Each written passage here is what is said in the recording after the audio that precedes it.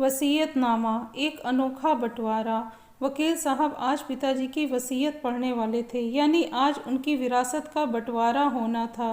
सबको वकील साहब के नाश्ते खाने की चिंता थी कि वो क्या खाएंगे या फिर उन्हें ये नाश्ता पसंद आएगा या नहीं।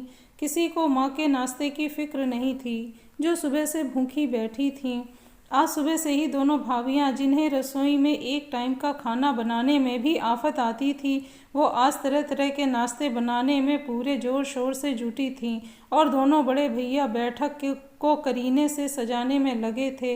वैसे घर में कोई खुशी की बात नहीं थी, बल्कि आज वकील साहब आने वाले थे पिताजी की वसीयत पढ़ने के लिए और दोनों भाइयों को उनका हिस्सा देने।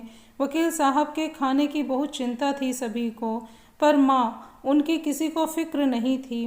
पिताजी को गुजरे आज पूरे 6 महीने हो गए थे और इन 6 महीनों में माँ ने बहुत कुछ गहराई से महसूस कर लिया था, देख लिया था, जिसे संभवतः शब्दों में बयां करना मुश्किल था। समय के साथ अपनों के बदलते रंग ढंग ने माँ को आहत कर दिया था, परंतु चुप रहने के सिवा उनके पास कोई विकल्प नहीं था।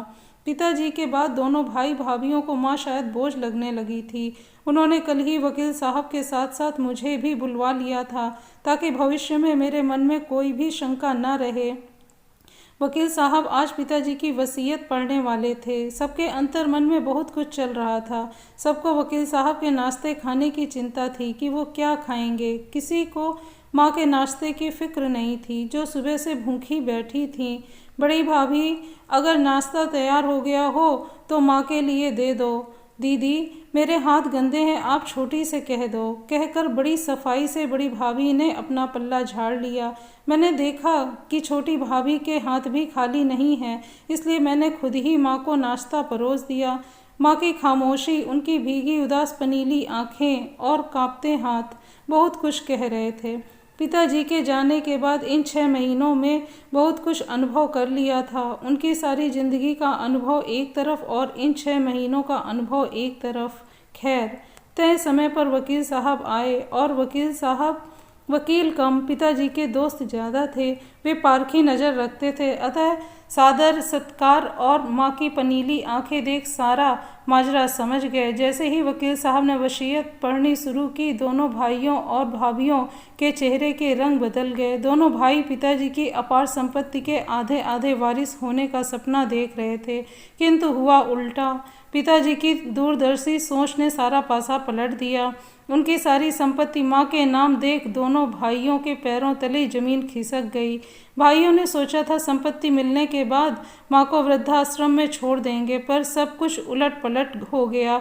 जिस माँ को बेबस बेसहारा समझ रहे थे, वो माँ खुद अकेली सारी संपत्ति की स्वामिनी थी। सब कुछ अब माँ के नाम था और भविष्य में भी माँ के बाद, अर्थात उनकी मृत्यु के बाद, समस्त संपत्ति के 3 बराबर हिस्से थे, एक एक दोनों भाइयों का और एक हिस्सा मेरा, यानी उनकी बेटी का।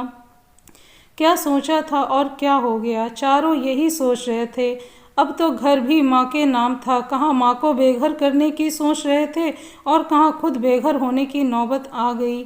मैंने ये वसीयत कोर्ट में भी रजिस्टर करवा रखी है। और हाँ, एक बात और, वसीयत के हिसाब से अगर भाभी यानी सुशीला देवी अगर आगे अपनी संपत्ति अपने बच्चों में न बांटना चाहें, तो ये उनकी इच्छा पर निर्भर करता है कि वे उस संपत्ति का क्या करना चाहती हैं, किसको देना चाहती हैं। इस बात में उन पर किसी भी प्रकार का दबाव नहीं होगा, अन्यथा सारी संपत्ति चैरिटी में चली जाएगी। अगर किसी को भी इस विषय में कुछ पूछना हो तो पूछ ले, भाभी आपको या फिर बच्चों? वकील साहब ने पूछा। जी नहीं, बस चारों के मुख से बड़ी मुश्किल से ये 2 शब्द ही निकले थे। वाह पिताजी वाह, अच्छा सबक सिखाया आपने। शायद आप अपने बेटों की नीयत पहले ही देख समझ चुके थे। जिस रोग का नासूर बनने का डर था, आपने उस रोग को ही खत्म कर दिया। इसे कहते हैं दूरदर्शिता। चारों के चेहरे देख मैं मन ही मन पिताजी को धन्यवाद दे रही थी। वकील साहब चले गए, पर माँ को आत्मसम्मान, इज्जत और खुशी से रहने की चाबी दे गए थे। माँ के चेहरे पर संतोष और खुशी थी, जिसे देख मुझे संतुष्टि हुई। दोनों भाई भाभी कुछ भी कहने की स्थिति में नहीं थे, शायद इसलिए हम समय और अनुभव को बलवान कहते हैं। भगवान ऐसी समझदारी सबको दे। तो दोस्तों, आपको यह कहानी कैसी लगी कमेंट सेक्शन में ज़रूर बताएं। ऐसी ही शानदार कहानियों के लिए मेरे चैनल को लाइक और शेयर करें। अगर चैनल पर नए हैं तो सब्सक्राइब करें। Thank you.